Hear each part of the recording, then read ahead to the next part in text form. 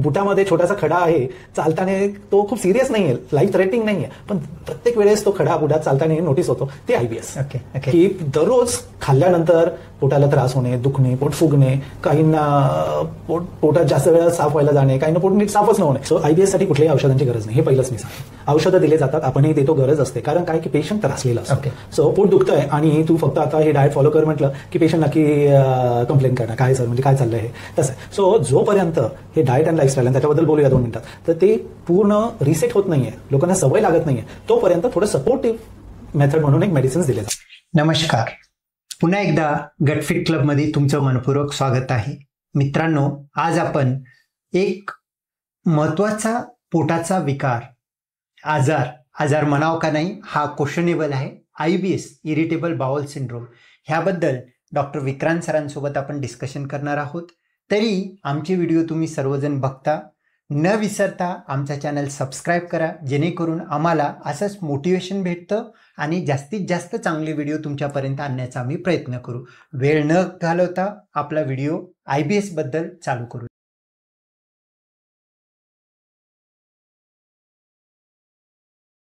नमस्कार सर, पुन्हा एकदा आपल्याच गटफिट क्लब चॅनलमध्ये तुमचं मनपूर्वक स्वागत आहे. पुन्हा थँक्यू.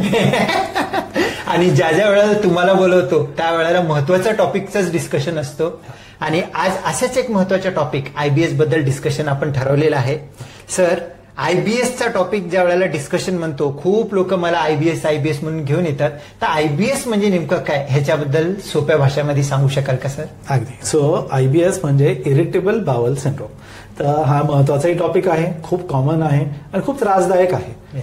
सिरियस नाहीये. सो ही सिरियस नाहीये याचा अर्थ असा नाहीये की पेशंटला याचा त्रास होत नाही किंवा लाईफस्टाईलवर त्याचा फरक पडत नाही. खूप फरक पडतो लाईफस्टाईलवर, त्याच्यामुळे हा महत्वाचा टॉपिक आहे. तर याच्यात आपण मराठीमध्ये बोलतोय तर इरिटेबल बाउल सिंड्रोमला मराठीत असं डायरेक्टली काही इक्विव्हॅलंट आहे असं नाहीये, पण शब्दच आहे इरिटेबल. इरिटेबल म्हणजे काय की कुठेतरी सिस्टम आपली सुरळीत चालत नाही, इरिटेट झालेली, कुठेतरी आपण म्हणतो ना की एखादा बुटामध्ये छोटासा खडा आहे, चालताना तो खूप सिरियस नाहीये, लाईफ थ्रेटनिंग नाहीये, पण प्रत्येक वेळेस तो खडा बुटात चालताना नोटीस होतो, ते आयबीएस. की दररोज खाल्ल्यानंतर पोटाला त्रास होणे, दुखणे, पोट फुगणे, काहींना पोटात जास्त वेळा साफ व्हायला जाणे, काहींना पोट नीट साफच न होणे, हे सगळे खूप सिरियस आजार आहेत असं नाहीये, पण रोजच्या रोज कम्फर्टेबल लाईफ जे काही जीवनशैलीसाठी महत्वाच्या गोष्टी आहेत, पोट प्रॉपरली साफ होणे, पोट स्टेबल असणे, हे नाहीये. तर गट आपलं जे आहे, इंटेस्टाईन इरिटेबल आहे, त्रास देत आहे, याला इरिटेबल बाउल सिंड्रोम म्हणतात. हे गट इरिटेबल असल्यामुळे माझं गट इरिटेबल आहे तर माझं माइंड कंटिन्युअसली तिथं फोकस असतो आणि प्रोडक्टिव्हिटी हॅम्पर होतो आणि बाकीच्या गोष्टी करण्यामध्ये मन लागत नाही आणि एक कंटिन्युअसली पर्सन इरिटेबल सिनारिओ मध्ये राहतो. करेक्ट. म्हणजे काय की याच्या पोट साफ झालं नाहीये म्हणजे काही खूप सिरियस आजार आहे अशातला भाग नाहीये, पण पोट साफ नसेल तर माणसाला फ्रेश वाटत नाही ना. शब्दच आपण दिलेला आहे की फ्रेश होऊन आलं, पोट साफ होत नाहीये म्हणजे फ्रेश वाटत नाहीये, फ्रेश नाही वाटत आहे तर तो माणूस प्रोडक्टिव्ह असू शकत नाही. त्यामुळे हे इरिटेबल बाउल सिरियस जरी नसलं तरीही लाईफस्टाईलला रोज अफेक्ट करणारी गोष्ट आहे, म्हणून ती जास्त महत्वाची आहे. ओके. हा इरिटेबल बाउल सिंड्रोम म्हणजे बाकीच्या आजारांपेक्षा वेगळं म्हणजे हा गट ब्रेन ऍक्सेस वरती मॅक्सिमम वर्क होतो का सर? सो याचं जर रूट कॉज मध्ये आपण जायचं म्हणालो सर तर हे चालू होतं गटमध्ये. ओके. गटमध्ये हायपर सेन्सिटिव्हिटी. सो टिपिकली जर सांगायचं झालं, hyper sensitivity of the mucosal lining म्हणजे काय की आपल्या आतड्यांचं जे आतलं आवरण आहे हे जरा सेन्सिटिव्ह झालेलं असतं. सेन्सिटिव्ह म्हणजे काय, नाजूक. आपल्या साध्या शब्दात म्हणूया की पचन संस्थेचं लायनिंग नाजूक झाल्यामुळे पचन संस्थेमध्ये बिघाड निर्माण होतो, की तिथे काही डॅमेज नाही होते लायनिंगला, पण कधी कधी लायनिंगला इरिटेट झाल्यामुळे आतड्यांचे स्नायू स्पाझममध्ये जातात, पेन होतं, आतडे जास्त फंक्शन व्हायला लागतात, जुलाब होतात, कधी कधी नीट फंक्शन होत नाहीत, कॉन्स्टिपेशन होतं, बद्धकोष्ठ होतं. याच्याचमुळे कधी कधी गॅसेस क्रिएट होतात, जास्त ब्लोटिंग होतं, गॅसेस वाटणे, डकार येणे, खालून जास्त गॅसेस जाणे, हे सगळे ते हायपर सेन्सिटिव्हिटी. पण ही हायपर सेन्सिटिव्ह होते का, त्याच्यात हे ब्रेन गट ऍक्सेसचं हे येतं की जिथे आपलं ब्रेन कंट्रोल्स एव्हरीथिंग, हात आपण कुठला उचलतोय, कशा प्रकारे आपण त्याला फिरवणार आहोत. तसंच गटमध्ये डायजेशन कसं होणार आहे, ब्रेन कंट्रोल्स. हार्टचं हृदय कसं आहे, आपण काही ठरवून नाही म्हणत आहे 80 वेळा बीट करायचं, 60 वेळा बीट करायचं. Brain controls everything. पण याच्यावरही काही फरक पडतो की जर एखादा काळजीत असेल तर धडधड वाढते. येस, तसंच आहे, काळजीत असेल तर गटमध्ये पण इश्यूज होतात. So brain controls everything. त्याचप्रमाणे ऑटोनॉमिक नर्वस सिस्टम आपली जी आहे, जी आपल्या व्हॉलंटरी असते की ज्याचे आपण कंट्रोल करू शकतो. आपल्या इच्छेनुसार जी काही ऍक्शन होते ती व्हॉलंटरी. जे आपली इच्छा नसतानाही बॉडीच्या फंक्शनिंगसाठी महत्वाचे आहेत ते ऑटोनॉमिक सिस्टम. ती ऑटोनॉमिक सिस्टम, ब्रेन कंट्रोल्स, गट त्याच्यातलाच इश्यू असेल. तर त्याच्यामध्ये कुठे बिघाड झाला तर ब्रेनमध्ये अँझायटी असो, काळजी असो, बाकी काही गोष्टींमुळे असेल, त्याच्यामुळे जो काही फरक पचन संस्थेवर पडतो त्याने ती हायपर सेन्सिटिव्हिटी जरा अजून ट्रिगर होत आहे. त्याने आयबीएस क्रिएट होतो. तर आता रूट कॉज याच्यात एक नाहीये, याच्यात मल्टिपल रूट कॉज आहेत. पण फायनल जे काही आहे ते आता गटच्या हायपर सेन्सिटिव्हिटी ट्रिगर होते, त्याच्यामुळे बाकीचे सगळे त्रास होतात. हायपर सेन्सिटिव्हिटी, नाजूकपणा, सोप्या शब्दात नाजूकपणा, गटमध्ये थोडासा नाजूकपणा आलेला असतो. त्याला बाकीचे काही अजून इरिटेशन झालं, कुठे कुठे अजून त्रास दिला गेला ब्रेनने किंवा अजून काही फूड प्रोडक्ट्सने, तर त्याने ती हायपर सेन्सिटिव्हिटी ट्रिगर होऊन त्रास होतो. ओके. जर का आता आयबीएस म्हणत असेल तर याचे वेगवेगळे टाइप्स आहेत का सर, कसं आपण डिवाइड केलं जातं? सो आयबीएसचे वेगवेगळे टाइप्स आहेत. तर आयबीएसचे जे काही लक्षणाबद्दल आपण बोलूच आहे, आपण मुख्य जे काही टाइप्स आहेत हे लक्षणांच्याच रिलेटेड आहेत. तर जसं मी म्हणालो की हायपर सेन्सिटिव्हिटीमुळे काहींना जास्त वेळा जावं लागतं मोशन्सला वगैरे, तर जुलाब होतात. तर ते डायरिया, तर डायरिया प्रीडॉमिनंट आयबीएस, त्याला आयबीएस डी हे म्हटलं जातं. तर काही भागांमध्ये हे कॉमन आहे. जिथे पोट नीट साफ होत नाही, बद्धकोष्ठ जास्त डॉमिनंट सिम्पटम आहे, तिथं आयबीएस सी म्हणजे कॉन्स्टिपेशन डॉमिनंट आयबीएस. आणि काही पेशंट्समध्ये आपण हेही बघतो की तिथे कधी जुलाब, कधी बद्धकोष्ठ, हे दोन्ही गोष्टी होतात. सो डायरिया आणि कॉन्स्टिपेशन असं दोन्हींचंही मिक्स, असं आयबीएस एम हे mix type irritable bowel syndrome. असे 3 महत्वाचे आहेत. आयबीएस यू पण म्हटलं जातं, अनस्पेसिफाईड, असं की जिथे एका पर्टिक्युलर कप्प्यात आपण पेशंटला टाकू शकत नाही, की त्यांचे सिम्पटम्स थोडेसे अनयुज्युअल असतात, तरीही बाकीच्या याच्यामुळे डायग्नोसिस आयबीएस आहे तर ते आयबीएस यू. पण हे 3 मेन आयबीएस डी, सी आणि एमचा. Okay okay. सर, आयबीएस हा इरिटेबल बाउल सिंड्रोम आहे, म्हणजे बाउल इरिटेबल आहे. त्या कम्पॅरेटिव्हली बाकीचे जे काही आतडीचे आजार आहे हे वेगळं कसं असतो? सो बाकीचे जे आजार आहेत आणि आयबीएस याच्यामधला फरक, सगळ्यात महत्वाचा फरक असा की नर्व्स रिलेटेड हायपर सेन्सिटिव्हिटीमुळे आयबीएस होतो. याने फिजिकली डॅमेज होण्याचे चान्सेस ऑलमोस्ट नील, म्हणजे आतमध्ये काही डॅमेज नाहीये, काही डॅमेज नाही, तरी सुद्धा तुम्हाला सिम्पटम येत आहेत. पण नर्व्स इरिटेट झाल्यामुळे सिम्पटम्स येतात. याचे खूप सेम आहे. आता पोट दुखतं, पोटदुखी अल्सरमुळे होऊ शकते, पण अल्सर ही एक फिजिकल डॅमेज आहे आपल्या लायनिंगला. आयबीएस मध्ये फिजिकल डॅमेज नसतं. बाकीच्या सगळ्या आजारांमध्ये इथं फिजिकल डॅमेज किंवा अब्झॉर्प्शनचे इश्यूज वगैरे जे काही होणं आहे की जे लायनिंग मधून अब्झॉर्ब नाही होतात, ह्या सगळ्या बाकीच्या गोष्टींमध्ये काही ना काही कॉम्प्लिकेशन्स पुढे फिजिकली डॅमेज होण्याचे होऊ शकतात. आयबीएस मध्ये असं काही होत नाही. इरिटेट करतो पण फिजिकल डॅमेज आणि लॉंग टर्म डॅमेज आयबीएस मध्ये होत नाही. म्हणजे आतला आतडी चांगला आहे पण तरी तुम्हाला त्रास होतोय, तर त्या पेशंटला आपण आयबीएस असण्याची शक्यता म्हणू शकतो. करेक्ट. सर, आयबीएस जर का आपण एक आजार जर म्हणत असेल तर आजाराचे होणारे नेमकं कारण काय असतात त्याच्याबद्दल समजून सांगू शकाल का सर? अगदी बरोबर. सो पेशंटला पहिल्यांदा मी सांगतो आयबीएस आजारच नाही खरं, इथपासून सुरुवात करूया सर. सो ही एक कंडिशन आहे की जिथे थोडंसं तुम्हाला सेन्सिटिव्हिटी क्रिएट झाली आहे, नाजूकपणा आहे.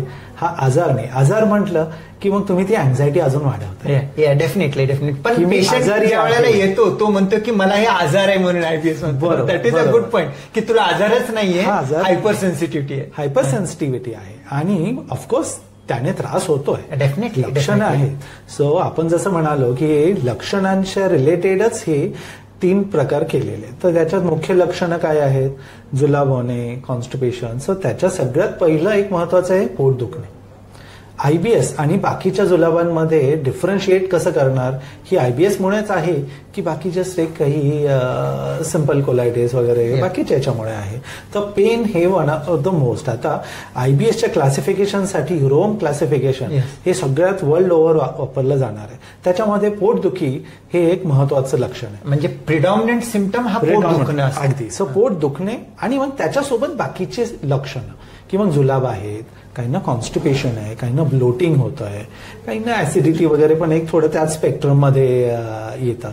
तर पोट दुखणे, मोशन्स प्रॉपरली न होणे की एकतर आठवड्यातनं ऍटलिस्ट 3 ते 4 वेळा मोशन सॅटिस्फॅक्टरी न होणे किंवा दिवसातनं 2 ते 3 वेळा लूज मोशन होणे, हे मुख्य लक्षणं आहेत. त्याच्यामध्ये गॅस होणे वगैरे हे सगळे साईडचे थोडे मायनर लक्षणं आहेत.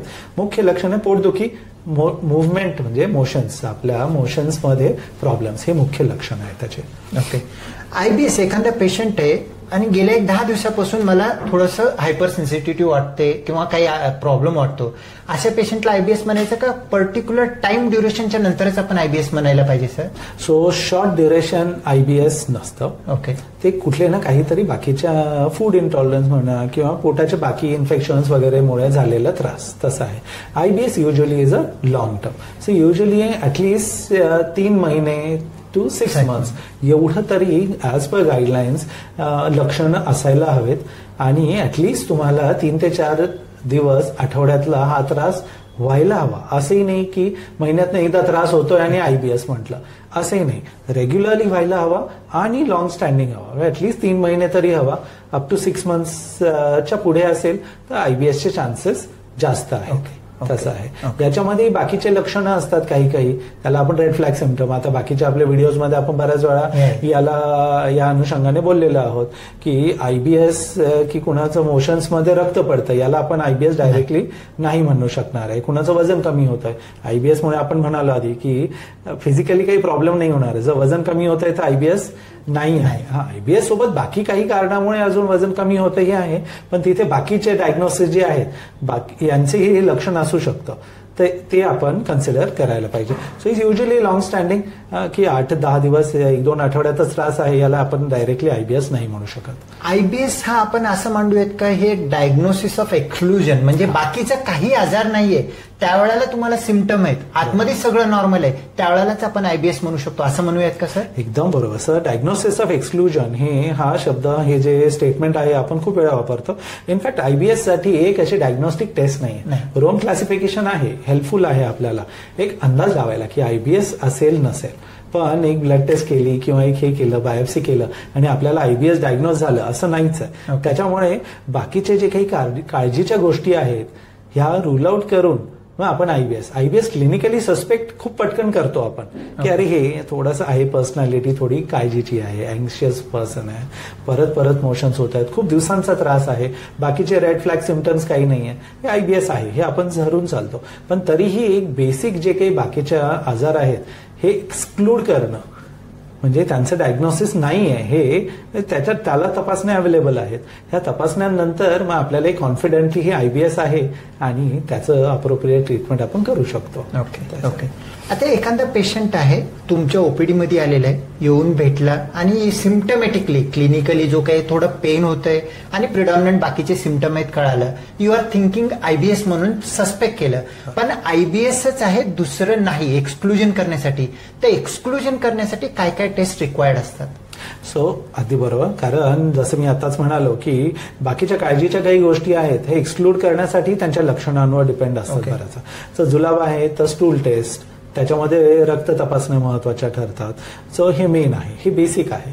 सो त्याच्यामध्ये जर तुम्हाला वाटतंय कुठे की सिलिएक डिसीज वगैरे सारख्या काही गोष्टी आहेत तर त्याच्या सिलिएक स्क्रीन तो ब्लड टेस्टमध्ये होऊन जातं आपल्याला सिलिएक स्क्रीन. तसं हिमोग्लोबिन नॉर्मल आहे की नाही, स्टूल टेस्टमध्ये काही इन्फेक्शन्स आहेत की नाही, की बॅक्टेरियाज आहेत का, कुठे ओवा, पॅरासाइटिक इन्फेक्शन्स हे आहे का, हे रूल आउट करणं, असतील तर ते ट्रीट करणं.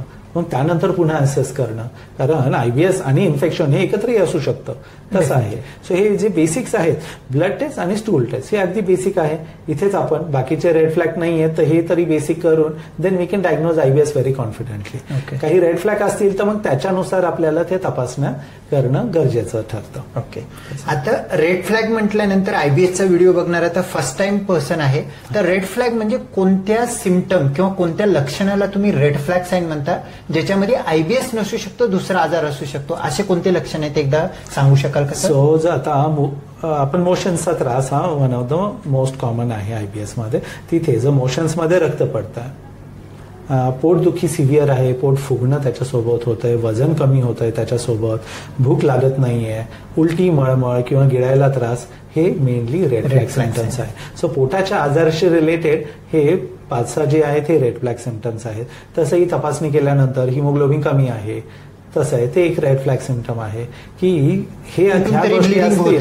ह्या गोष्टी असतील तर IBSचं डायग्नोसिस थोडं बाजूला ठेवून आपल्याला मेन बाकीचं ऑर्गॅनिक आपण जे म्हणतो म्हणजे काहीतरी फिजिकल प्रॉब्लेम असणारा वेगळा आजार तो शोधणं आणि त्याला ट्रीट करणं गरजेचं ठरतं. ओके सर, एखाद्या पेशंटला IBS आपण सस्पेक्ट करतोय पण त्याच्यासोबत कन्फ्युजिंग कोणते आजार आहेत जे की असू शकतात पण आपल्याला कन्फ्युज होतात, असे कोणते डिफरन्शियल डायग्नोसिस आहेत? सो एक तर मी आताच म्हणालो सिलियाक डिसीज. सिलियाक डिसीज म्हणजे याच्यामध्ये ग्लुटन ॲलर्जी, आता ग्लुटन इंटॉलरन्स पण एक प्रकार आहे की त्याच्यामध्ये ग्लुटन हा प्रकार गव्हामध्ये असतो. गव्हामध्ये तर त्याला एक सर्टन अँटीबॉडीज डेव्हलप होतात, ऑटो इम्युन कंडिशन असते, त्या अँटीबॉडी डेव्हलप झाल्यामुळे व्हीट अब्झॉर्ब होत नाही चांगलं. ठीक आहे. काही लोकांना असंही व्हीट पचत नाही, खूप वेळा ऐकतो की गव्हाचं चपाती खाल्ली की ब्लोटिंग होतं, त्याच इंटॉलरन्स. पण अगदी जुलाब होत आहेत, वेट लॉस होत आहे, त्याच ग्लुटन ॲलर्जी. तर ॲलर्जी शब्द महत्वाचा, इंटॉलरन्स वेगळा आहे. तर ॲलर्जीमध्ये इनफॅक्ट आपल्या आतड्यांचे जे विलाय असतात तर तेच फ्लॅटन व्हायला लागतात. म्हणजे जे काही लाइनिंग आपल्या आतड्यांच्या लाइनिंगला जे विलाय आहेत तर ते असे माउंटन सारखे असतात.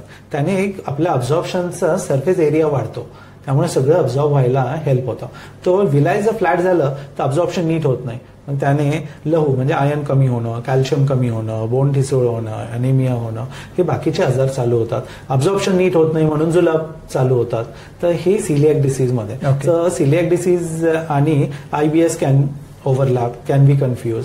तसंच इन्फ्लेमेटरी बाउल डिसीज, IBD आणि IBS मध्ये तर खूप मोठं कन्फ्युजन राहतं की बरेच लोक IBS येतात की मला IBD डायग्नोज झालं होतं. ते आता शेवटी IS आणि D याचाच फरक आहे. पण इनफॅक्ट त्यांचं रूट कॉज आणि जे काही ते कंडिशन प्रोग्रेस होणार आहे याच्या जमीन आसमानचा फरक आहे. IBS प्रोग्रेस होणार नाहीये, ठीक आहे, त्रास देईल पण त्याने फिजिकल प्रॉब्लेम होणार नाहीये.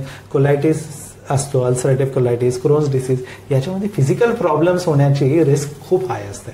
त्याच्यामुळे हे कन्फ्युजिंग आहेत. सिलियाक डिसीज, IBD, मायक्रोस्कोपिक कोलायटिस, कधी कधी इन्फेक्शन जे जरा प्रॉलॉंग चाललंय याच्यातही कन्फ्युजिंग होऊ शकतं. त्याच्यातही IBS डायरेक्टली डायग्नोज करणं चुकीचं ठरतं, कारण क्रॉनिक इन्फेक्शन, अमेबियासिस वगैरे यांच्यामध्ये परत परत जुलाब होणे, पोट दुखणे हे पेशंटला होतंच. सो ह्या सर्वांची ट्रीटमेंट डायग्नोसिस करणं पहिलं महत्वाचं आहे, त्यानंतर आपण IBS कडे वळू शकतो. ज्यावेळेस कन्फ्युजन आहे त्यावेळेस प्रॉपर डायग्नोसिस आणि ट्रीटमेंट आणि मग IBSचं पुढचं डायग्नोसिस ही स्टेप्स पाळणं आपल्याला महत्वाचं ठरतं. इव्हन लेफ्ट साइड कोलोनिक मॅलिग्नन्सी मध्ये सुद्धा पोट फुगणे, अल्टर्ड बाउल असणे हे सगळं दिसून येतं. तिथं सुद्धा IBS म्हणून आपण एक लेबल करून बाजूला ठेवण्यात येतं. तशा कंडिशनमध्ये ओल्ड एज आहे किंवा वेट लॉस होत आहे किंवा सिम्पटम क्रॅम्प्स जास्त येत आहेत, अशा कंडिशनमध्ये IBS म्हणण्याच्या अगोदर एक कोलोनोस्कोपी करून रूल आउट करून IBS ला ट्रीटमेंट करणं might be a better option. अगदी बरोबर. तुम्ही जे एल्डरली पेशंट जे म्हणालात, IBS is mostly disease of young people. So याच्यामध्ये यंग लोकांमध्ये मॅलिग्नन्सी म्हणजे कॅन्सरचं प्रमाण कमी असतं. सो तिथे आपल्याला कॉन्फिडेंटली कॅन्सर पहिलं डायग्नोसिस आहे असं नाहीये. सो वी कॅन डू जर रुटीन ब्लड टेस्ट वगैरे स्टूल टेस्ट आहे तर तिथे कॅन्सर बद्दल काळजी करण्यात अर्थ नाही. पण एक 40च्या वरच्या लोकांमध्ये IBSचं डायग्नोसिस थोडंसं बॅकसीटला ठेवलेलं बरं. बाकीचे ह्या गोष्टी ज्या आहेत 40-50च्या वर तर नक्कीच कॅन्सर वगैरे रूल आउट करणं गरजेचं. कोलोनोस्कोपी करून रूल आउट करून नंतर मग आयबीएस ट्रीटमेंट करायला काही हरकत नाही, नो प्रॉब्लेम. पण अबाव 50 आयबीएसचं प्रमाण थोडं कमी असतं. नाही असं नाही, 70s-80s मध्ये सुद्धा आपण आयबीएस बघू शकतो. पण तिथे हे डायग्नोसिस थोडं बॅकसीटवर असलेलं बरं. त्याला आपण बाकीच्या गोष्टींना रूल आउट केल्यानंतरच आहे का. यंग लोकांमध्ये less than 30 तर नक्की आपल्याला प्रत्येकाला स्कोपीची गरज आहे असं नाही, unless they have recurrent of persistent problems किंवा रेड फ्लॅग काही बाकी असेल त्यांना तसं. तर आणि एक आणखीन यंग पेशंटमध्ये जर का कॉन्स्टिपेशन, डिसेनर्जिक डिफिकेशन जर का असेल, तिथं सुद्धा सिम्पटम ओव्हरलॅप होतात आणि कन्फ्युज होतात. त्या कंडिशनमध्ये कसं तुम्ही इव्हॅल्युएट करता सर? सो हिस्ट्री टेकिंग याच्यात महत्वाची ठरते की नेमकं त्यांना पोट साफ व्हायला इश्यू काय आहे, की पोट साफ व्हायला जातंय पण पूर्ण जोर लावूनही क्लिअर होत नाहीये. ऑब्स्ट्रक्टेड डेफिकेशन आपण जे म्हणतो की तिथे ते मसल विकनेस, कोऑर्डिनेशनचा इश्यू वाटतोय, तिथे आपल्याला डिसएनर्जी आहे. सो तिथे डिसएनर्जी पहिलं ट्रीट करणं गरजेचं आहे. तिथे आयबीएस वर फोकस करून उपयोग नाहीये, कारण दोन्ही पण आजारामध्ये आतून काहीच नसतो, फक्त मसलचा असतो. फक्त हे मसल जे आहेत, स्नायू आहेत, हे गुदाशयाचे स्नायू आहेत आणि आयबीएस मध्ये अफेक्ट होणारे आतड्यांचे स्नायू आहेत. सो त्याच्यामध्ये युजली आता कॉन्स्टिपेशन हे जे काही डिसएनर्जिक आहे याच्यामध्ये अबडॉमिनल पेन वगैरे कमी होतं, कारण त्याच्या स्मॉल इंटेस्टाईनचा थोडासा रोल कमी आहे. याच्यात कॉन्स्टिपेशन आणि इनएफिशियंट किंवा इनकम्प्लीट मोशन होणं, तिथे आपलं हिस्ट्री टेकिंग वर एक भर पडतो. हिस्ट्री टेकिंग करून जर का गरज असेल कोलोनोस्कोपी, मॅनोमेट्री करून रूल आउट करून काही नसेल तर मग त्यावेळेला आयबीएस कडे आपण विचार करू शकतो. पण ॲबडॉमिनल सिम्पटम नाही आणि कॉन्स्टिपेशन प्रिडॉमिनंट आहे, त्याच्यामध्ये कन्फ्युजन होण्याची गरज नाही. गरज नाही. आणि असेल तरी आपल्याला ह्या प्रॉपर तपासण्याने एक्सक्लूड करणं शक्य आहे, 100% गरजेचं आहे. सर, एक खूप चांगली स्टडी वाचण्यामध्ये आली होती की आयबीएस पेशंटमध्ये कॅन्सर होतो म्हणून पेशंट खूप फील करतो, पण स्टडी जे काही लिटरेचर आहे तो म्हणतो की कॅन्सरचा रिस्क खूप कमी आहे. असं का बरं म्हटलं जातं? सो आपण जसं म्हणालो डायग्नोसिस ऑफ एक्सक्लुजन, की जिथे आयबीएसचे सिम्पटम्स आहेत तिथे बऱ्यापैकी वेळेस आपण काळजीपूर्वक ह्या तपासण्या करून घेतो की बाकी काही काळजीचं आहे का बाबा. सर तशा याच्यामध्ये कॅन्सर डायग्नोसिस वगैरेचं प्रमाण वाढतं. आता आयबीएस मध्ये कॅन्सरचं प्रमाण खूप कमी आहे, जनरल पॉप्युलेशन पेक्षाही कमी आहे. का? हे सगळे फॉलोअप मध्ये कुठे ना कुठे तपासण्या झालेल्या असतात. स्टूल टेस्ट म्हणा, ब्लड टेस्ट म्हणा, याच्या कोलोनोस्कोपी म्हणा, याच्यामध्ये अर्ली स्टेजला ह्या सगळे पॉलिप्स वगैरे डायग्नोज होतात, ट्रीट होतात. त्यांच्यामध्ये पुढे जाऊन कॅन्सर व्हायचं प्रमाण कमी होतं. म्हणजे आयबीएसच्या पेशंटने अननेसरी कॅन्सरची भीती बाळगू नये, कारण इनफॅक्ट प्रोव्हाइडेड किंवा लिटरेचर सांगतं की आयबीएस मध्ये कॅन्सरचं प्रमाण खूप कमी होतं, कारण तो पेशंट खूप कॉन्शियस असतो आणि स्वतःची हेल्थ बद्दल पण खूप काळजी करतो. छोट्या छोट्या सिम्पटमला सुद्धा डॉक्टरांना दाखवून इव्हॅल्युएट करतो, त्यामुळे त्यांच्यामध्ये हा रिस्क खूप कमी म्हणता येईल. आयबीएस मध्ये तोच तर प्रॉब्लेम आहे, कॉन्शियस आणि अँशियस असे दोन्हीही प्रॉब्लेम आहे. सो कॉन्शियस आणि अँशियस मध्ये खूप थिन लाईन आहे. इथे कॉन्शियस असणं ठीक आहे की अरे पोट नीट होत नाहीये, कुठेतरी प्रॉब्लेम आहे, पण ते थोडाही प्रॉब्लेम बद्दल अँझायटी, अँशियसनेस वाढणं, त्याच्यामुळे आयबीएस एक निगेटिव्ह सायकलमध्ये अडकलं जातं. की आपण जसं म्हणालो ब्रेन कंट्रोल्स एव्हरीथिंग, थोडंसं त्याच्यामुळे पोटाचा त्रास चालू झाला, पोटाचा थोडा त्रास चालू झाला, त्याची काळजी वाढली, ब्रेन जास्त अजून इरिटेट होतोय, अजून पोटाला त्रास होतोय. सो ते एक निगेटिव्ह सायकलमध्ये अडकलं जातं. सो कॉन्शियस असतात, त्याच्यामुळे त्यांचं बऱ्यापैकी तपासण्या वगैरे लवकर करून घेतात. पण त्याच्यानंतर ज्यावेळेस ती आयबीएस सिव्हिअर व्हायची स्टेज येते, ही ती निगेटिव्ह सायकलमध्ये अडकलेले असतं, तिथून त्यांना बाहेर काढणं आणि एक पॉझिटिव्हिटी क्रिएट करणं हे ट्रीटमेंटचं सगळ्यात मुख्य एक पिलर म्हणता येईल. व्हेरी इम्पॉर्टंट सर, खूप महत्वाची गोष्ट आहे. असं जर म्हटलं तर आयबीएस हा लाईफस्टाईलचा आजार म्हणता येईल का सर? हो. सो मी जसं म्हणालो की हायपर सेन्सिटिव्हिटी ही प्रत्येकाला नसते. ओके. काही लोकांमध्ये ती हायपर सेन्सिटिव्हिटी क्रिएट होते. ती ब्रेन गट डिस्फंक्शनमुळे असते, अँझायटीमुळे, कधी इन्फेक्शन्समुळे होऊ शकते आणि बऱ्याच वेळा फूडमुळे होऊ शकते. सो काही फूड प्रत्येकाला काही ना काही अलर्जीज असतात, प्रत्येकाला सेन्सिटिव्हिटी असते. अलर्जीपेक्षा सेन्सिटिव्हिटी, की मला मेथी नाही सूट होत, मला गहू नाही सूट होत, दूध नाही सूट होत, हे आपण कॉमनली प्रत्येकाकडून ऐकतो. IBS is little exaggerated form of that, की थोडं त्याचंच पुढचं व्हर्जन म्हटलं की आयबीएस आहे. की याच्यामध्ये काही लाईफस्टाईल डाएटमधल्या गोष्टी असतात की तिथे की वेळेवर न जेवणे, झोप नीट न होणे, सर्टन फूड प्रोडक्ट्स, याच्यामुळे IBS ट्रिगरही येऊ शकतो आणि एक्झॅजरेटही होऊ शकतो. डेफिनेटली. त्याच्यामुळे ही definitely diet lifestyle related illness म्हणू शकतो, कारण that is the key to recovery as well. Definitely. एखाद्या पेशंटला तुम्ही बाकीचे सगळे डायग्नोसिस एक्सक्लूड केलेले, काही ऑर्गॅनिक पॅथॉलॉजी म्हणजे आतमध्ये काही आजार नाही आहे आणि IBS हा तुम्ही लेबल करून ट्रीटमेंट चालू केलेलं, may be IBS-C, IBS-D, what ever may be, मग त्या पेशंटमध्ये सर्वात पहिलं लाईफस्टाईल चेंजेस म्हणजे काय बंद करायचं आणि काय इम्प्रूव्हमेंट करायचं त्यांच्या रुटीन लाईफस्टाईलमध्ये, असं काय तुम्ही सल्ला देता पेशंटला सर? सो IBS साठी कुठल्याही औषधांची गरज नाही, हे पहिलंच मी सांगतो. औषधं दिले जातात, आपणही देतो, गरज असते, कारण काय की पेशंट त्रासलेला असतो. ओके. सो पोट दुखतंय आणि तू फक्त आता हे डाएट फॉलो कर म्हटलं की पेशंट नक्की कंप्लेन करणार, काय सर म्हणजे काय चाललंय हे, तसं आहे. सो जोपर्यंत हे डाएट अँड लाईफस्टाईल, आणि त्याच्याबद्दल बोलूया 2 मिनिटात, तर ते पूर्ण रिसेट होत नाहीये, लोकांना सवय लागत नाहीये, तोपर्यंत थोडं सपोर्टिव्ह मेथड म्हणून एक मेडिसिन्स दिले जातात. म्हणजे medication are not main treatment, these are supportive treatment. They are supportive treatment. कायम मी कम्पेअर करतो की पायाचं हाड तुटलं की आपण कुबड्या घेऊन काही दिवस चालतो का, पाय रिकव्हर होईपर्यंत. IBS मध्ये मेडिसिन्सचा क्रचेस, कुबड्या आहेत की आपलं बाकीचं डाएट लाईफस्टाईलमध्ये काय ट्रिगर्स आहेत आणि कसं आपण मॉडिफाय करायचं, हे जोपर्यंत आपल्याला आयडिया येत नाही तोपर्यंत मेडिसिनची गरज पडते. तर मग आता डाएट लाईफस्टाईल म्हणजे काय, तर डाएटमध्ये आपण जसं म्हणालो की ट्रिगर्स आहे इम्पॉर्टंट. ते दूध आहे, गहू आहे, काही भाज्या आहेत, काही फळं आहेत, की टायमिंग्स आहेत, हे खूप केअरफुली बघणं गरजेचं असतं. त्याच्यासाठी आपल्याकडे न्यूट्रिशनिस्ट आहेत, भूषण सर, त्यांचे आपण काही व्हिडिओज केले, तर त्यांची आपण मदत नक्की घेतो, कारण पेशंटचं सध्याचं डाएट काय आहे याच्यावर डिपेंड आहे पुढे तुम्ही चेंजेस काय सजेस्ट करणार आहात. तर एक बेसिक क्वेश्चनेअर तर आपण आपलं पेशंट बघितलं की करतोच. त्याच्यात थोडंसं लक्षात येऊन जातं की कुणाचं बाहेरचं खाणं जास्त आहे, कुणाला बेकरी प्रोडक्ट जास्त आवडतात, कुणाचं तळलेले वगैरे तिखट, ह्या तर ह्या गोष्टी इनिशियलीच आपण सांगितलं जातं. तर युजल ट्रिगर्स काय आहे, तिखट तेलकट खाणे, मैद्याचे पदार्थ जसं म्हणालो, काही फळं आहेत त्यांनी त्रास होऊ शकतो. तर हे पहिल्याच क्वेश्चनेअरमध्ये आपण एकदा विचारून त्यांना ऍडवाइस केलेलं असतं. वेळच्या वेळी जेवणं गरजेचं आहे, रेग्युलर एक्सरसाइज महत्वाचं आहे.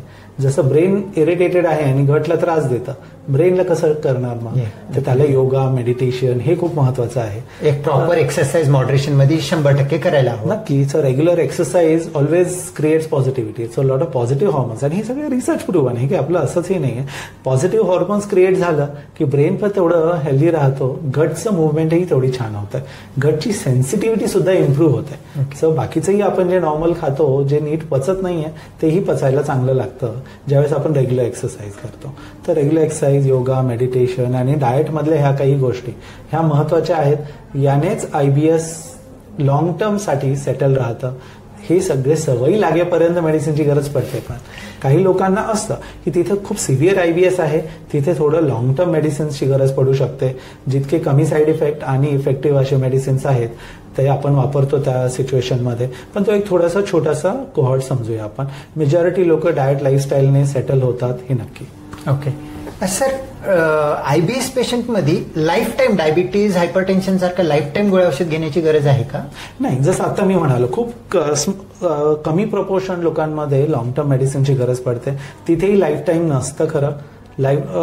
थोडं लॉंग टर्म म्हणलं काही 1-2 वर्ष, त्याच्यानंतरही युजली यंग एजचा प्रॉब्लेम आहे. एज जसं वाढतं तसं एक तर लोक थोडंसं डाएट वगैरे केअरफुली केलं तर पटकन सेटल होतात. नंतर you grow out of IBS, असाही एक प्रकार आहे की तिथं जी सेन्सिटिव्हिटी तुमची गटची आहे ती थोडी डॅम्पन होते, तेव्हा तुम्हाला औषधांची गरज पडत नाही. त्याच्यामुळे लाईफ टाईम तर औषधांची गरज कधीच पडत नाही.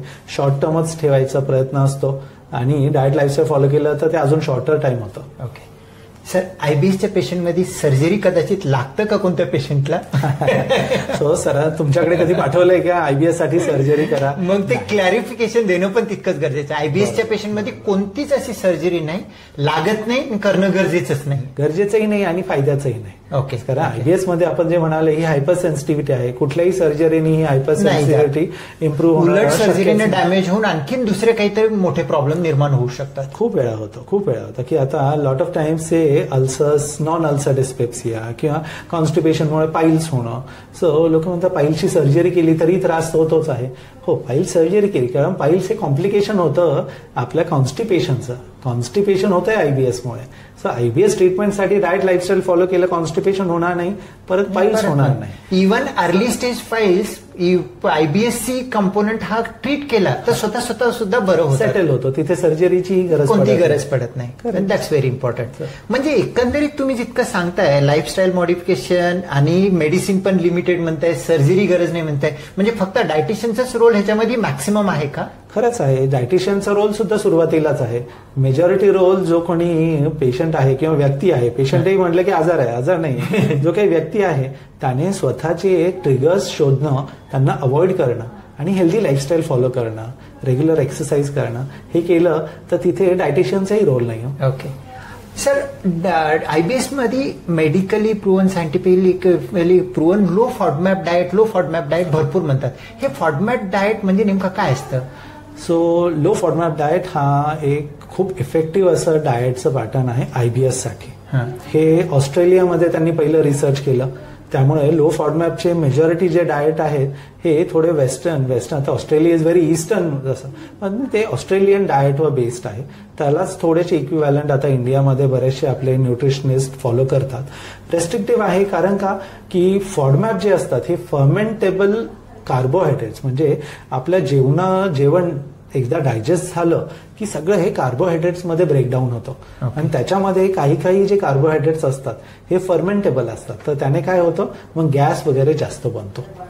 तर गॅस बनला आणि त्याचं डायजेशन नीट जर आपल्या आतड्यांमध्ये होऊ शकत नसेल तर मग बाकी काहींना जुलाब होणे, काहींना छोट्या प्रमाणामध्ये कॉन्स्टिपेशन वगैरे होणे. पण ब्लोटिंग आणि गॅसेस हा जास्त प्रकार ज्यांच्यामध्ये होतो तिथं लो फॉडमॅप डाएट खूप युजफुल असतं. कारण देन हे जे काही डायजेस्ट न होणाऱ्या गोष्टी आहेत त्या गोष्टी आपण अवॉइड करू शकतो. तर त्याच्यामध्ये ॲपलची स्किन झाली वगैरे बऱ्याचशा गोष्टी आहेत. तर हे न्यूट्रिशनिस्ट खूप डिटेलमध्ये जाऊन ते ॲडवाईस करतात. ही थोडी रेस्ट्रिक्टिव्ह आहे कारण मग त्याच्यामध्ये जेवणावर बऱ्यापैकी रेस्ट्रिक्शन्स येतात. So I don't recommend it as a first line for even सगळं फॉडमॅप डाएट पण इम्प्लिकेबल करू शकत नाही, कारण इंडियन मध्ये सगळंच लो फॉडमॅप केलं तर जेवायला काही राहणारच नाही, काही राहत नाही. बरेचसे न्यूट्रिएंट्स मिस आउट होतात. तुम्ही जर एका न्यूट्रिशनिस्टच्या ॲडवाईसमध्ये केलं तर न्यूट्रिशनिस्ट ते करतात की अरे हे हाय फॉडमॅप डाएट आहे. सो लो फॉडमॅप डाएट म्हणजे काय, जे काही हाय फॉडमॅप वाले डाएटचे प्रकार आहेत ते एक्सक्लूड करायचं, म्हणजे आपलं डाएट लो फॉडमॅप ठेवायचं, जेणेकरून हे जे काही शुगर जे प्रॉपरली डायजेस्ट होत नाही आतड्यांमध्ये त्यांना आपण बाहेर काढलं जातं. पण त्याच्यामध्ये बाकीचे न्यूट्रिएंट लॉस होणं शक्य होत नाही. तर त्याच्यात न्यूट्रिशनिस्ट डायटिशियन ज्यावेळेस तुम्हाला लो फॉडमॅप डाएट देतात त्यावेळेस तो विचार करून तुम्हाला बाकी लो फॉडमॅप जे फूड प्रॉडक्ट्स आहेत त्याच्यातून तुम्हाला ते सगळं न्यूट्रिशन मिळेल याची काळजी घेतात. म्हणून स्वतःहून करणं जरा रिस्की आहे, रेस्ट्रिक्टिव्ह आहे आणि खूप लॉंग टर्म फॉलो होऊ शकत नाही. पण इफेक्टिव्ह आहे हे नक्की. ज्यांना सिव्हिअर आयबीएस आहे की ज्याच्यामध्ये ब्लोटिंग, गॅसेस वगैरेचं खूप प्रमाण आहे, जुलाबाचं खूप प्रमाण आहे, तिथे खूप इफेक्टिव्हली यूज केलं जाणारा लो फॉडमॅप डाएट आहे. म्हणजे इट शुड बी हा एक असा एक डाएट आहे जे प्रॉपर एक्सपर्टच्या अंडरमध्ये करायला हवं. आणि आज आपण काय खातो ह्याचा पण आपल्याला बघणं गरजेचं आहे आणि स्लोली चेंजेस करायचे आणि कोणतं सूट होते कोणतं सूट होत नाही त्याच्यामधून एक्सक्लूड करत प्रॉपरली जाणं गरजेचं आहे. सडनली एक लो फॉडमॅट म्हणून काहीतरी फॉर्म्युला ठेवून सगळं एक्सक्लूड करत बसलं तर सस्टेन पण होणार नाही आणि त्याचे निगेटिव्ह इम्पॅक्ट पण येऊ शकतात. निगेटिव्ह इम्पॅक्ट, कारण न्यूट्रिशनल डेफिशियन्सीज त्याच्यामुळे बरेचसे होऊ शकतात. Definitely. Wonderful sir, wonderful sir. IBS तुम्ही जसं सांगितलंय गट ब्रेन ऍक्सेसचा प्रॉब्लेम आहे आणि पेशंट इरिटेबल असतो आणि ओव्हरऑल त्यांची क्वालिटी ऑफ लाईफ म्हणजे कंटिन्युअस रेस्टलेस राहणं, भरपूर इरिटेशन झालेलं असतो. फक्त तुम्ही गटला ट्रीटमेंट केल्याने सगळं काही सॉल्व्ह होतो का, काय आणखीन आपल्याला सायकोलॉजिकल काउन्सिलिंग, सायकॅट्रिक ट्रीटमेंट असं काही गरजेचं असतं आणि तुम्ही कधी पेशंटला रिकमेंड करता?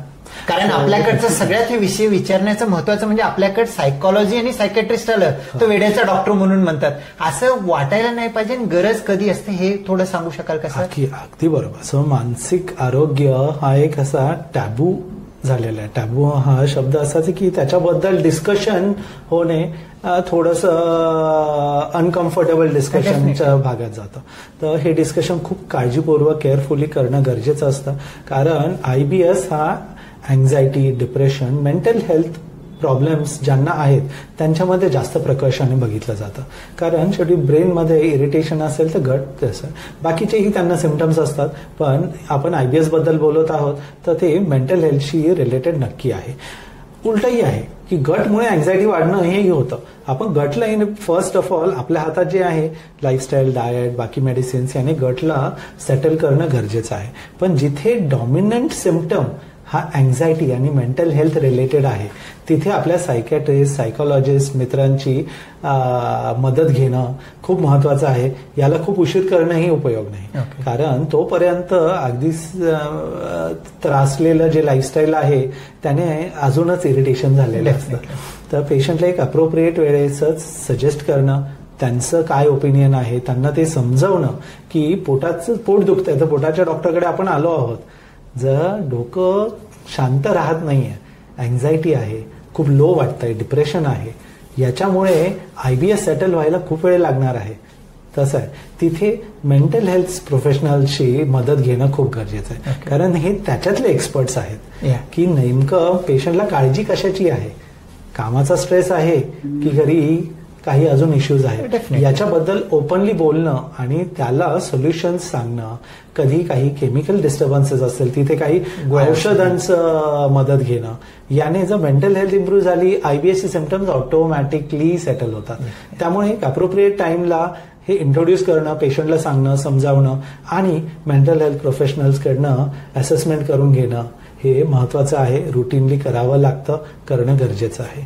इव्हन लॉंग टर्म IBSच्या पेशंटमध्ये भरपूर पेशंट फ्रस्ट्रेट झालेला असतो, ट्रीटमेंटना काय होत नाही. तशा पेशंटमध्ये हा एक पार्ट ऑफ द ट्रीटमेंट आहे. हॅव्हिंग अ सायकोलॉजिस्ट, ते आर एक्सपर्ट, मानसिक रोग तज्ज्ञ असतात, ते एक्सपर्ट असतात. त्यांची काउन्सिलिंग, त्यांच्या मेडिकेशनमुळे मॅजिकल ट्रीटमेंट सुद्धा आपल्याला भेटू शकतं. अगदी होतं. कारण सगळे एकदा डोकं शांत झालं की पोटाचे सगळे आजार सेटल होतातच. सर, बरेच लॉंग टर्म ऍसिड हे IBS असल्यामुळे बरेच काही डिस्टर्बन्स असतो आणि बरेच पेशंट स्मोकिंग, अल्कोहोल ऍडिक्शन मध्ये जातात. सर, हे ऍडिक्शन जर करत असेल तर त्यांना IBS आणखी जास्त ट्रिगर होतो का? सो डायरेक्टली हो. कारण हे ऍडिक्शन्समुळे बाकी तुमची सेन्सिटिव्हिटी अजून वाढते. तर ती सेन्सिटिव्हिटी वाढल्यामुळे तुमचे सिम्पटम कंट्रोलचा जो काही थ्रेशोल्ड आहे तो अजूनच वर्सन होतो. सो आणि त्याने बाकीचेही होतात की स्मोकिंग वी नो की it is one of the major issues for mental health. त्यावेळेस टेम्पररी बरं वाटतं की अरे मी स्मोक केलं आणि आता मला बरं वाटतंय. बट लॉंग टर्म मध्ये डिप्रेसिव्ह इफेक्ट्स जास्त असतात. Alcohol is a known depressant. So depression मध्ये अल्कोहोल म्हणजे लिटरली एक स्पायरल मध्ये अडकलेला असतो. सो त्याच्यातनं ऍडिक्शन मधून बाहेर काढलं की lot of people feel fresh, त्यांचं गट हेल्थ इम्प्रूव्ह होतं, मेंटल हेल्थ इम्प्रूव्ह होतं. त्यामुळं ऍडिक्शन्सलाही तेवढंच इफेक्टिव्हली ऍड्रेस करणं गरजेचं असतं. ओके, म्हणजे आला जर ऍडिक्शन असेल, IBS असेल, तर it is better to stop that addiction. It can be a first line of treatment. Addiction, deaddiction easy नाहीये. जेव्हा डिपेंडन्स झालेला असतो तेव्हा पेशंटला ते ऍक्सेप्ट करणं इझी नाहीये. पण तेवढे एक सपोर्ट, याच्यात सगळ्या गोष्टी आल्या की पेशंटची स्वतःची विलिंगनेस किती आहे, फॅमिली सपोर्ट किती आहे, आपण किती शांतपणे त्यांना समजून सांगितलं आहे, if they are receptive to that idea. Okay, तसं आहे. काही लोकांनी सांगितलं नाही उसके बिना होता ही नाही आहे मेरा, वो तो चलता रहेगा. सो एक थोडंसं वेळ देऊन त्यांना परत प्रत्येक वेळेस रिअलाइज होणं पण तितकंच गरजेचं. रिअलाइज होऊन रिएन्फोर्स करून ते करणं गरजेचं असतं. त्यामुळे IBS is never 1 or 2 visit issue. Always tell it is going to take some time. थोडासा पेशन्स ठेवणं गरजेचं असतं. रिझल्ट हळूहळूच येतो. जितकं पेशंट ऍक्टिव्हली इन्व्हॉल्व्ह होईल आणि त्यांनी जितके स्वतःवरती बदल करून घेतील तितक्या लवकर त्याला बरं होण्याचे चान्सेस आपण रिझल्ट चांगले येतात. सर, IBS मध्ये एक कॉमन गैरसमज काय असतात ह्याच्याबद्दल काही सांगाल का सर? सो IBS हा आजार आहे हा पहिला गैरसमज. So IBS is a condition, it's hyper sensitivity. याच्या पुढचेही आहेत की IBS कुठले तरी माझ्या आधीच्या औषधांमुळेच अगदी ट्रिगर झाला आहे किंवा औषधांनी पूर्ण बरा होणार आहे. IBSने मला कॅन्सरच होणार आहे. IBS म्हणजे इट्स लाईफ थ्रेटनिंग कंडिशन. हे खूप कॉमन गैरसमज आहेत जे आपण आपल्या आधीच्या डिस्कशनमध्ये टॅकल केलेच आहेत. पण IBSमुळे काळजी, खूप जास्त काळजीत, अगदी कॅन्सरचा पेशंटही जेवढ्या काळजीत नसतो त्याच्यापेक्षा जास्त काळजीत IBSचा पेशंट येतो हे नक्की. कारण त्रास तेवढा असतो. सर, IBS तुम्ही यंग पॉप्युलेशन मध्ये होतं म्हणून सांगितलं. IBS नेमकं कोणामध्ये कॉमन होऊ शकतं, कोणत्या पर्सनॅलिटीमध्ये कॉमन होतं? सो युजली काळजी आपण जे म्हणालो मेंटल हेल्थ इश्यू जिथे आहेत, अँझायटी, डिप्रेशन ज्यांच्यामध्ये जास्त आहे त्यांच्यामध्ये IBSचं प्रमाण जास्त आहे. ओके. एखाद्याला IBS आहे असं त्यांनी डायग्नोज केलेलं आहे किंवा काही डॉक्टरांकडून सल्ला घेतलं, त्यांना सांगितलेलं आहे, तर एक्सपर्टला कधी भेटावं हा तुम्ही काही सजेशन देऊ शकता का?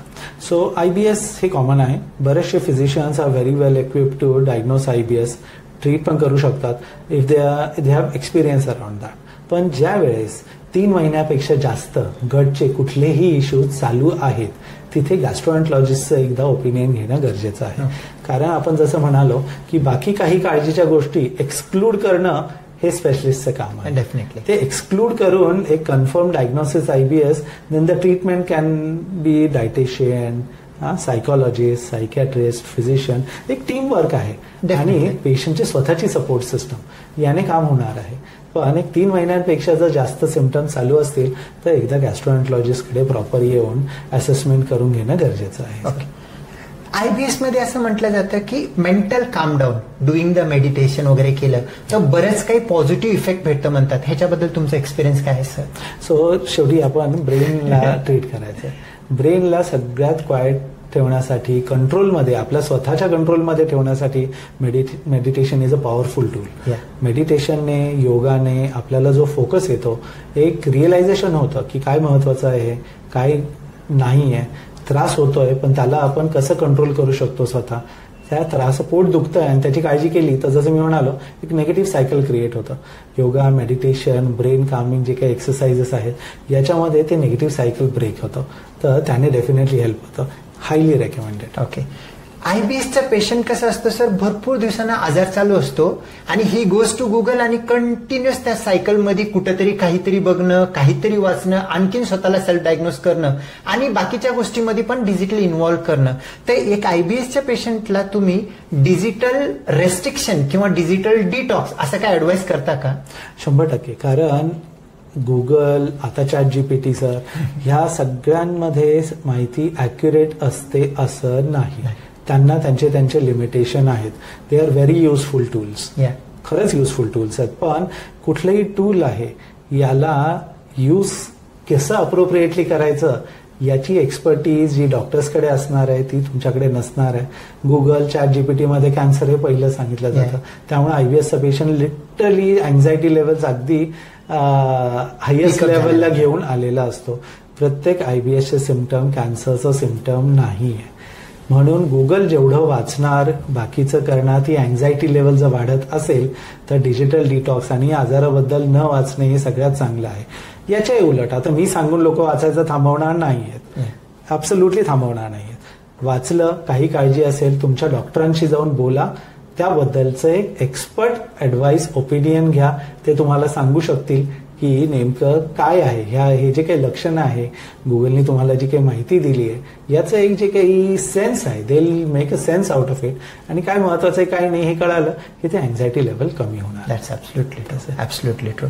सर, लास्ट क्वेश्चन हा आहे की IBS पूर्ण बरा होऊ शकतो का?